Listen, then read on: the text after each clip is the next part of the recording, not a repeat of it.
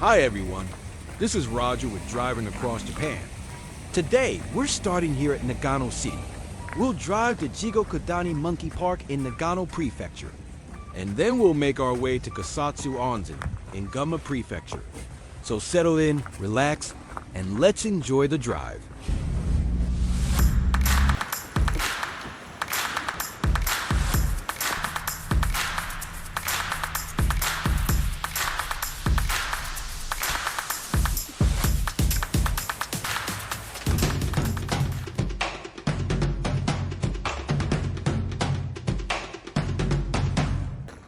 It's a cold morning here in Nagano City. It's around 9 a.m. and we just checked out. There's a Starbucks few blocks ahead. So let's grab a strong cup of coffee and let's get on the road. If you're planning to drive in winter, especially away from the Pacific coast, winter tires are really important. I've got my winter set on. And I also keep snow chains in the trunk as a backup, just in case.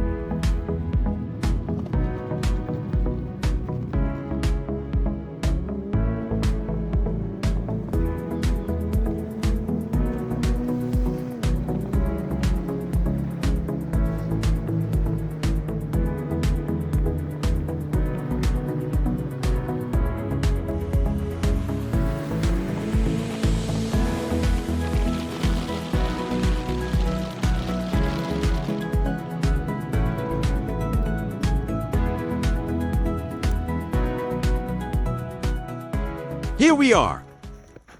Today is actually the following day. As you saw while we were driving, the weather wasn't great and there were only a few monkeys around. So we decided to stay at a nearby hotel and take it easy, enjoying the hot spring there. The forecast for today looked much better. And it was right, so here we are. Jigokudani Monkey Park is in Yamanouchi, Nagano Prefecture. Depending on where you park, it's about a 30 to 45-minute walk to get there. There are 3 parking areas, all free, and you'll see staff along the main road gently guiding cars to the nearest available spot. Jigokudani means Hell Valley, named after the steam and volcanic landscape. But in winter, with the snow and the quiet forest, it feels anything but harsh, especially watching the monkeys relax in the hot spring. Here's the hot spring vent, sometimes described like a geyser that can shoot hot water and steam from the riverbed due to underground volcanic heat. Now the spring still emits near 100 degrees Celsius water and steam, which is why you see that otherworldly steam rising in the valley. Here we are at the hot spring reserve just for the monkeys. No, we didn't come here to take a bath, but to watch the monkeys enjoying it. The entrance fee is 800 yen.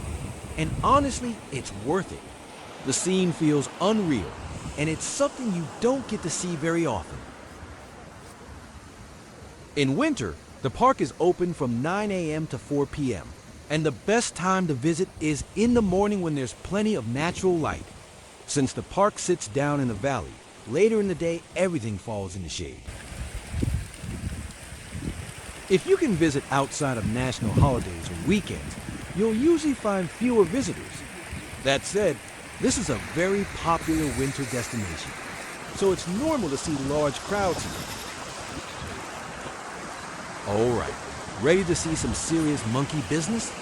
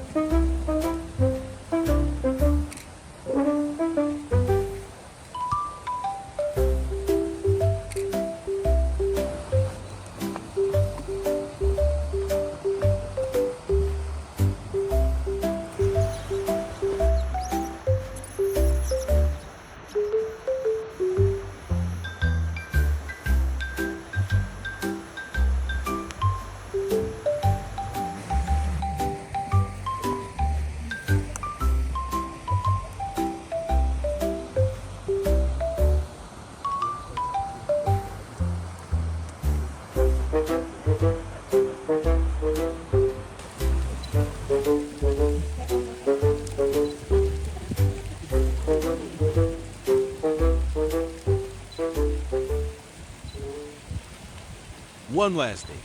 It's very cold up here.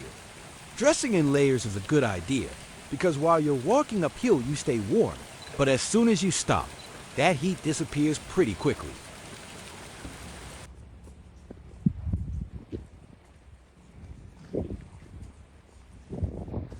The weather here can change drastically in a single day. This is what the park looked like yesterday. It's even more beautiful and definitely colder. Luckily, there's a heated souvenir shop with hot drinks and restrooms, so you don't have to walk 30 minutes back just to use the bathroom.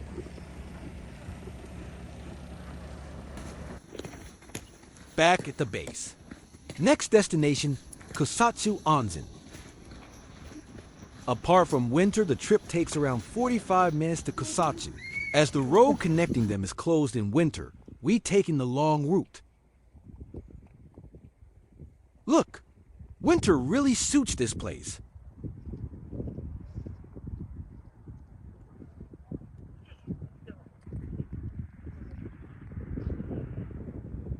We can appreciate the view of Yamanouchi. Taking the longer route takes about 2 hours. Here in Yamanouchi, most accommodations have their own hot springs, so it's easy to relax after a day of exploring or even skiing. In the mornings, I saw a lot of guests heading out with skis and snowboards to the resorts around the area. All right, enough talking. I'll let the road take it from here.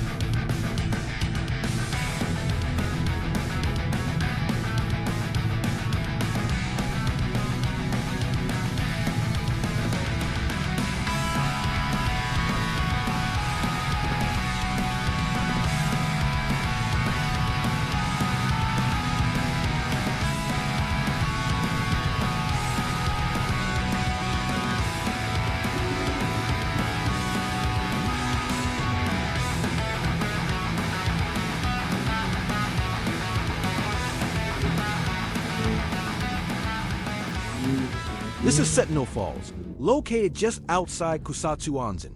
It's an easy stop, and the atmosphere here is really peaceful, especially in winter, with the snow and the sound of the water echoing through the gorge.